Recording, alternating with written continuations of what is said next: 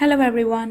Victor's channel +1 Botany എട്ടാമത്തെ എപ്പിസോഡിൽ എന്തെല്ലാം കാര്യങ്ങളാണ് ഡിസ്കസ് ചെയ്തത് അതുപോലെ തന്നെ നോട്ട്സും അസൈൻമെൻറ്റ്സും എന്തെല്ലാമാണ് എന്ന് നോക്കാനാണ് നമ്മൾ ഈ ഒരു വീഡിയോയിൽ വന്നിട്ടുള്ളത്. ബയോളജിക്കൽ ക്ലാസിഫിക്കേഷൻ എന്ന ചാപ്റ്ററാണ് നമ്മൾ ഡിസ്കസ് ചെയ്തുകൊണ്ടിരിക്കുന്നത്. ആ ഒരു ചാപ്റ്ററിൽ തന്നെ നമ്മൾ ആദ്യം തന്നെ ഡിസ്കസ് ചെയ്യുന്ന topic viruses. The viruses are non-cellular organisms that are characterized by having an inert crystalline structure outside the living cell. Once they infect a cell, they take over the machinery of the host cell to replicate themselves, killing the host. In addition to proteins, virus also contains genetic material that could be either RNA or DNA. No virus contains both RNA and DNA. A virus in a nucleoprotein and genetic material is infectious. അപ്പോൾ വൈറസസിനെ കുറിച്ചിട്ടുള്ളൊരു ഇൻട്രൊഡക്ഷനാണ് നമുക്ക് ഈ ഒരു പാരഗ്രാഫിൽ നിന്നും ലഭിക്കുന്നത്. പുറത്ത് ഒരു virus ഒരു സെല്ലിനെ എഫക്റ്റ് ചെയ്യാതെ ഇരിക്കുമ്പോൾ it is normal, it does not have any life. പക്ഷേ ഒരു സെല്ലിനെ എഫക്റ്റ് ചെയ്താൽ, ഒരു ജീവനുള്ള ഒരു സെല്ലിനെ എഫക്റ്റ് ചെയ്താലാണ് പിന്നീട് ആ ഒരു മെഷീനറി ടേക്ക് ഓവർ ചെയ്യുകയും ഹോസ്റ്റ് സെല്ലിനെ കിൽ ചെയ്യാൻ വരെ സാധിക്കുന്ന ഒരു രീതിയിലേക്കാണ് വൈറസസ് മാറുന്നത്. വൈറസസിൽ ഒന്നെങ്കിൽ RNA, DNA, ജനറ്റിക് മെറ്റീരിയൽ ഉണ്ടാവും. രണ്ടും കൂടി ഒരുമിച്ച് വരില്ല. ആ വൈറസസ് ന്യൂക്ലിയോ പ്രോട്ടീൻ പിന്നെ ജനറ്റിക് മെറ്റീരിയൽ ആയിരിക്കും ഇൻഫെക്ഷ്യസ് ആയിട്ട് ഉണ്ടാവുക. അപ്പോൾ ഒരു സ്ട്രക്ചർ ഓഫ് വൈറസ് നോക്കുകയാണെങ്കിൽ there is so the first one is tobacco mosaic virus. അപ്പോൾ അതിനകത്ത് നമുക്ക് RNAയും ക്യാപ്സിഡും കാണാൻ സാധിക്കും. ഇനി ബാക്ടീരിയോഫേജ് നോക്കുകയാണെങ്കിൽ tail fibres, collar, head, sheath, ഇങ്ങനെ 4 പാർട്സ് ആയിട്ട് നമുക്ക് കാണാൻ സാധിക്കും. ഇനി നമ്മൾ വൈറൽ ഡിസീസസിൻ്റെ എക്സാമ്പിൾസ് ആണ് നോക്കുന്നത്. Viruses cos disease like moms, small pox, herbs and influenza. ഈ ഡിസീസസ് എല്ലാം വൈറസസ് കോസ് ചെയ്യുന്നതാണ്. ഹ്യൂമൻസിലുള്ള എയ്ഡ്സ് എന്ന് പറയുന്ന അസുഖവും വൈറസ് തന്നെയാണ് കോസ് ചെയ്യുന്നത്. പ്ലാന്റ്സിൽ mosaic formation, leaf rolling and curling, yellowing and vein clearing, dwarfing and stunted growth, ഇങ്ങനെയുള്ള രോഗങ്ങളാണ് പ്ലാന്റ്സിൽ വൈറസസ് ക്രിയേറ്റ് ചെയ്യുന്നത്.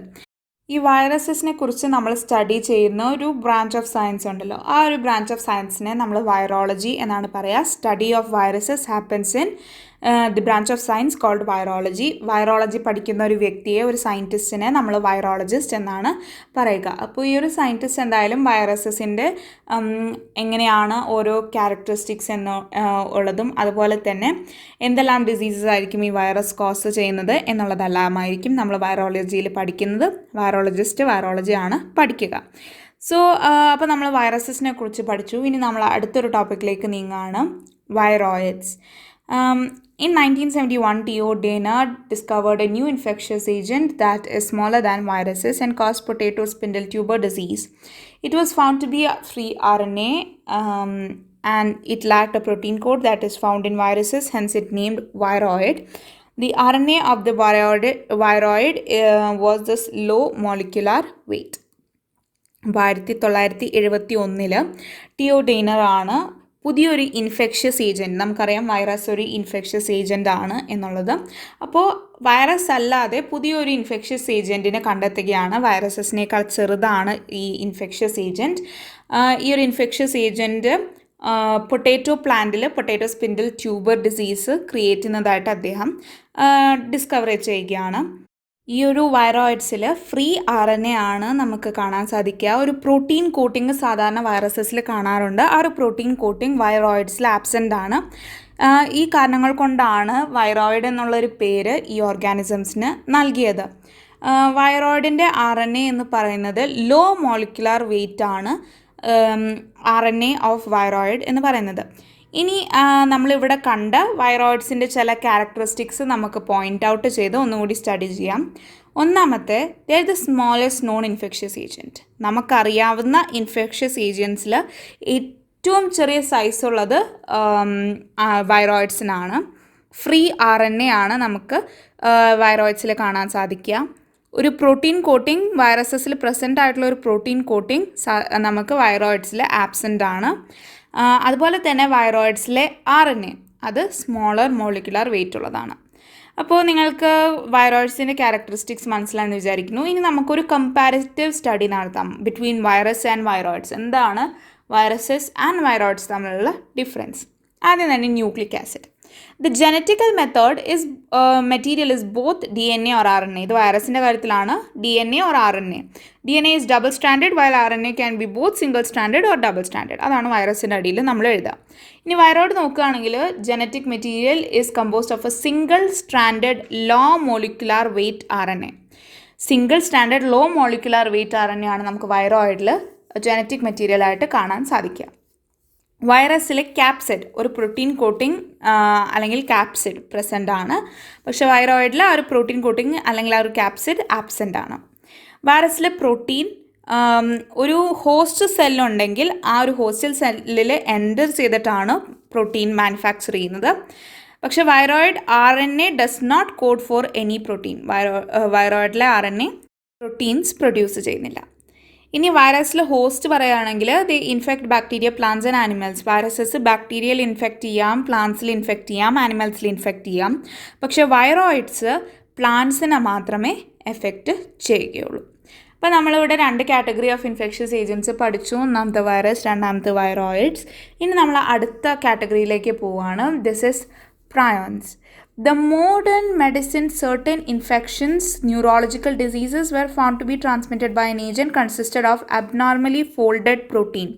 The agent was similar in size to viruses. These agents were called prions.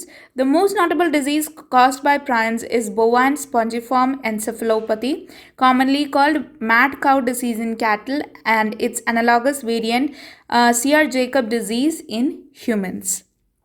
അപ്പോൾ ഒരു normal വൈറസിൻ്റെ സൈസിൽ വരുന്ന പക്ഷേ അബ്നോർമലി ഫോൾഡഡ് പ്രോട്ടീൻ കണ്ടുവരുന്ന ഒരു കാരിയറാണ് അല്ലെങ്കിൽ ഇൻഫെക്ഷ്യസ് ഏജൻ്റ് ആണ് പ്രയോൺസ് എന്ന് പറയുന്നത്. ഇൻഫെക്ഷൻസ് ഓഫ് ന്യൂറോളജിക്കൽ ഡിസീസസ് ആണ് പ്രയോൺസ് കോസ് ചെയ്യുന്നത്. It gets transmitted. നോർമൽ വൈറസസിൻ്റെ സൈസ് ആയിരിക്കും കാണുക. ഏറ്റവും നോട്ടബിൾ ആയിട്ടുള്ള ഡിസീസ് എന്ന് പറയുന്നത് ബൊവൈൻ സ്പഞ്ചിഫോം എൻസെഫലോപ്പതി ആണ്. ഇത് നോർമലി മാഡ് കൗ ഡിസീസ് എന്ന് പറഞ്ഞിട്ടാണ് it's common name. Mad cow disease എന്നാണ്. ഒരു അഡൾട്ട് കാറ്റലിലായിരിക്കും നമുക്ക് ഈ ഒരു അസുഖം കാണാൻ സാധിക്കുക. ഇതിൻ്റെ ഒരു analogous variant Jacob disease CG-D എന്ന് പറയുന്നത് ഹ്യൂമൻസിലും നമുക്ക് കാണാൻ സാധിക്കും. അപ്പോൾ ഡിസീസ് കോസ് ബൈ പ്രയോൺസ് എന്ന് പറയുമ്പോൾ ആനിമൽസിൽ bovine spongiforms encephalopathy BSE, human ബീങ്സിൽ CR-Jacob ഡിസീസ് CJ-D, ഇങ്ങനെ 2 ഡിസീസാണ് പ്രയോൺസ് കോസ് ചെയ്യുന്നത്. അപ്പോൾ നമ്മളിപ്പോൾ വൈറസ് കണ്ടു, വൈറോയിഡ്സ് കണ്ടു, ആൻഡ് പ്രയോൺസ് കണ്ടു. ഇനി നമ്മൾ അടുത്തതായിട്ട് നോക്കാൻ പോകുന്നത് lichens. Lichens are symbiotic association. Symbiotic ആയിട്ടുള്ള അസോസിയേഷൻ ആണ് ലൈക്കൻസ് എന്ന് പറയുന്നത്. അതായത് 2 ഓർഗാനിസംസ് 2 പേർക്കും മ്യൂച്വലി യൂസ്ഫുൾ ആയിട്ടുള്ളൊരു അസോസിയേഷൻ ഫോം ചെയ്യാണ്. Most probably algae and fungi. So algal component നമ്മൾ ഫൈക്കോബിയൻറ്റ് എന്നാണ് പറയുക. ഫംഗൽ കോമ്പണൻറ്റിനെ മൈക്കോബിയൻറ്റ് എന്നാണ് പറയുക. Which are autotrophic and heterotrophic respectively. അപ്പോൾ ഫൈക്കോബിയൻ്റ് ഓട്ടോട്രോഫിക് ആയിരിക്കും, പക്ഷെ മൈക്കോബിയൻ്റ് ഹെട്രോട്രോഫിക് ആയിരിക്കും. Algae prepare food for fungi and fungi provide shelter and absorb mineral nutrients and water for its partner. അപ്പോൾ ഇത് അങ്ങോട്ടും ഇങ്ങോട്ടും ഡിപ്പെൻഡൻ്റ് ആയിട്ടാണ് മുന്നോട്ട് പോകുന്നത്. ആൽഗെ ആണ് ഫംഗൈക്ക് വേണ്ടി ഫുഡ് പ്രൊഡ്യൂസ് ചെയ്യുന്നത്.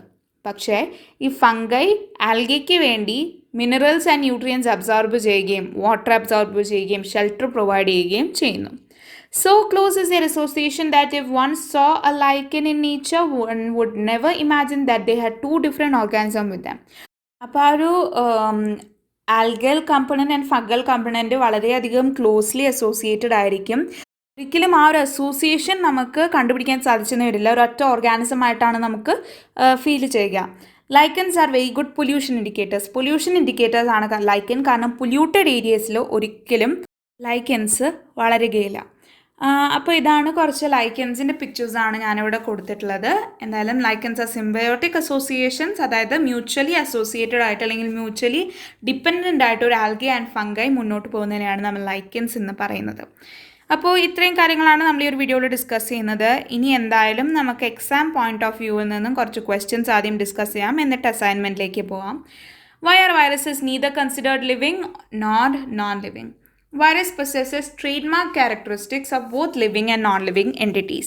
വൈറസസിൽ നമുക്ക് both living and non living characteristics കാണാൻ സാധിക്കും. For instance, they can only reproduce within a host. Viruses reproduce ചെയ്യുന്നത് ഒരു ഹോസ്റ്റിലായിരിക്കും. Viruses can be crystallised during the stage they remain inactive until they enter another host restarting the cycle all over. അപ്പോൾ അതാണ് viruses ലിവിങ്ങും അല്ല non ലിവിങ്ങും അല്ല എന്ന് പറയാനുള്ളൊരു കാരണം. List the type of viruses in biology. ബയോളജിയിലുള്ള ടൈപ്സ് ഓഫ് വൈറസസ് ലിസ്റ്റ് ചെയ്യുക. ഹോസ്റ്റിനെ ബേസ് ചെയ്തിട്ട് വൈറസസിനെ നമുക്ക് 3ആയിട്ട് തരംതിരിക്കാം: animal virus, plant virus, bacteriophages. ഇനി നമ്മൾ അടുത്ത ക്വസ്റ്റ്യനിലേക്ക് നീങ്ങാണ്. വൈറൽ ഡിസീസിൻ്റെ കുറച്ച് എക്സാമ്പിൾസ് നമ്മൾ നേരത്തെ ഡിസ്കസ് ചെയ്തിരുന്നു. AIDS, Ebola, influenza, SARS, small pox, ഇതെല്ലാം വൈറൽ ഡിസീസസ് ആണ്. അപ്പോൾ ഈ 3 ക്വസ്റ്റ്യൻ ആണ് എക്സാം പോയിന്റ് ഓഫ് വ്യൂവിൽ ഞങ്ങൾ തന്നിട്ടുള്ളത്. ആൻഡ് ഇനി നമ്മൾ നമ്മുടെ അസൈൻമെൻറ്റിലേക്ക് നീങ്ങാണ്. അസൈൻമെൻറ്റ് എന്ന് പറയുന്നത് മാഡ് കൗ ഡിസീസിൻ്റെ അതായത് നമ്മുടെ ബൊവൈൻ സ്പോഞ്ചിഫോം എൻസെഫലോപ്പതിയുടെ സിംറ്റംസ് ലിസ്റ്റ് ചെയ്യുക എന്നുള്ളതാണ്. അപ്പോൾ സിംറ്റംസ് മാത്രമല്ല നമ്മൾ അതിനൊരു ചെറിയ നോട്ടും കൂടി എഴുതുകയാണെങ്കിൽ the answer will be complete. Mad cow disease of bovine spongiform encephalopathy is transmissible, slowly progressive, degenerative and fatal disease affecting the central nerve system of an adult cattle. The US Department of Agriculture has tested hundreds of thousands of cattle for PSC. അപ്പോൾ ഇതാണ് ഞാൻ അവിടെ എഴുതിയിരിക്കുന്ന not. ഇനി എന്തായാലും നമുക്ക് അതിൻ്റെ symptoms നോക്കാം. Trembling, stumbling, behavioral changes, nervousness, aggression, frenzy, weight loss, drop in milk production. ഇതാണ് മാഡ് കൗ ഡിസീസിൻ്റെ സിംറ്റംസ് ഇൻ കൗസ്. സോ അത്രയും കാര്യങ്ങളാണ് നമ്മൾ ഈ ഒരു വീഡിയോയിൽ ഡിസ്കസ് ചെയ്യുന്നത്. നിങ്ങൾക്ക് നോട്ട്സും അസൈൻമെൻറ്റ്സും മനസ്സിലായെന്ന് വിചാരിക്കുന്നു. Don't forget to subscribe to my channel and ring the notification bell. See you on my next video. Thanks for watching. Bye bye.